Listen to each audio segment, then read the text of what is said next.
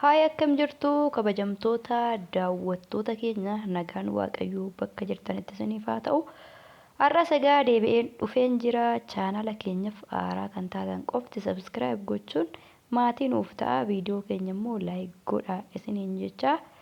Har'a gaa meeshaa obboleettii keenyaa tokko qabadhee isiniif dhufee jira jechuudha. Meeshaan viidiyoo keessatti argaa jirtan kun meeshaalee hedduudha jechuudha. Meeshaalee gabaarraa bitame akkasuma mana mukeenitti kan hojjetame soofaa, qumsaaxinii, algaa, biifee, biredistii akkasuma burcuqqoo, teebilii kanneen kanaadha jechuudha. Viidiyoo kana keessatti hin argitu.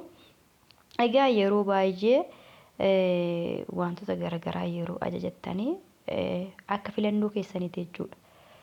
Meeshaa tokkomma fakkeenyaaf namni akka dandeettii isaa akka filannoo isaatti kalariin illee akka filannoo isaatti kan abbaadhaa hojjetamu. Kanaaf egaa Itoophiyaa keessas meeshaan akka dandeettii abbaatti jira jechuudha. Kan gatii xiqqaa jira, kan gatii guddaa jira. Akkuma humna keessanitti meeshaa hojjechiifadhaan isiniin jedha. Akka humnaattis ni jira isiniin jechuu barbaadini. Yeroo baay'ee ijoolleen baay'een jechuudha. Yeroo meeshaa tokko kuma fakkeenyaaf soofaa tokko 80,000 90,000 yeroo jedhamee viidiyoo tokko argitanii waan soofaa sanaan soofaa 80,000 90,000 malee soofaa kabraa waan hin jirre isinitti fakkaata. Akkas jechuu osoo hin taane soofaan akka soofaa ta'e waanummaan meeshaa mana keessaa jedhamee maqaa waamamu jechuudha. Akka gatii akka dandeettii keessaniiti jechuudha. Amma fakkeenyaaf Itoophiyaa keessa soofaa 35,000 kaasee aga 100,000 jira soofaan. Egaa isin of madaaluu dandeettii keessan madaaluu malee akka namaan jiraadhaa ka jedhu yaada keessan keessaa balleessaa. Kun gorsa kooti. Meeshaa mana keessan keessatti bitattaniif isintu murteessadha. Nama osoo hin taane isintu murteessadha. Kamtu na baasa humna koo wajjin kamtu deemaa kan jedhu yeroo baay'ee of ilaalaa isiniin jedha. Egaa asumaan illee viidiyoo kana yeroo daawwattanii meeshaa kana ilaaltanii obboleettii kanaan waaqayyo nagaanitti si haa galchu jedhaatii eebbisaa koomentii jalatti.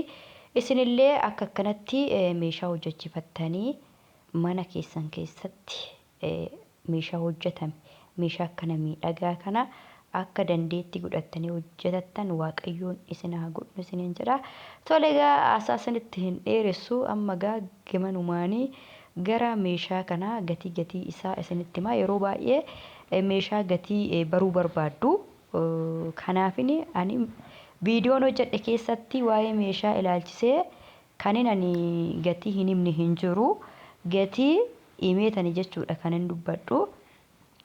Yeroo baay'ee kunillee gargaarsa isinii ta'a. Meeshaan kun meeqa? Gatiin isaa meeqa? Maal jirtanii nama gaafattanii.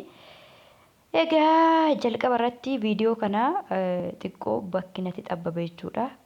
Bakki itti waraabu baay'ee natti xabbabe.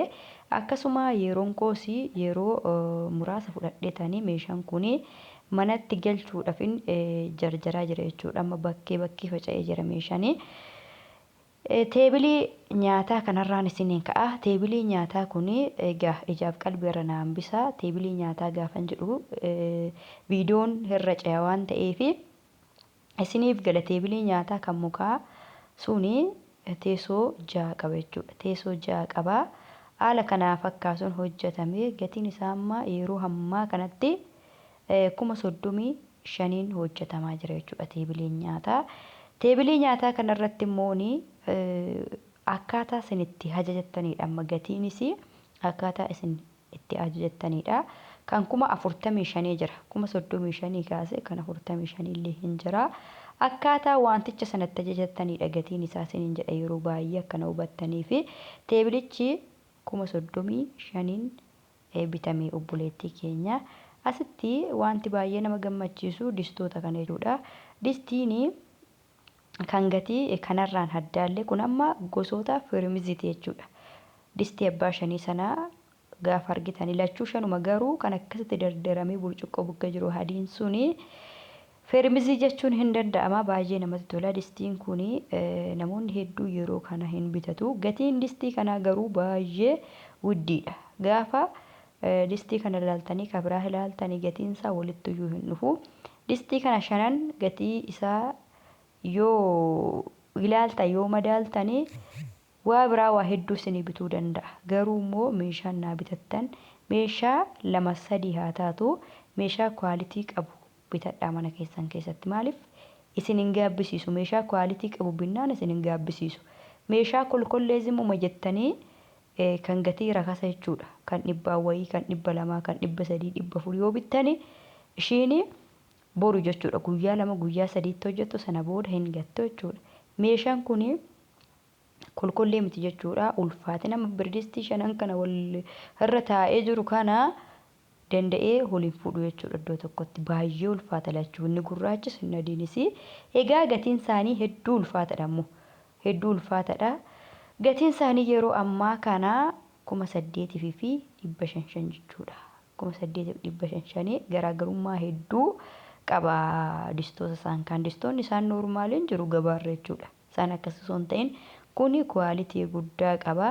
Nyaata itti hojjetachuudhaafis baay'ee nama mija'a. Keessattuyyuu nyaata istoofii irratti dalaguudhaaf baay'ee mijataadha. Kan ibidda osoo hin ta'in kuni kan istoofii fi biyaansi kan kasalaa fi kan istoofiiti. Hedduu namaaf mija'a jechuudha.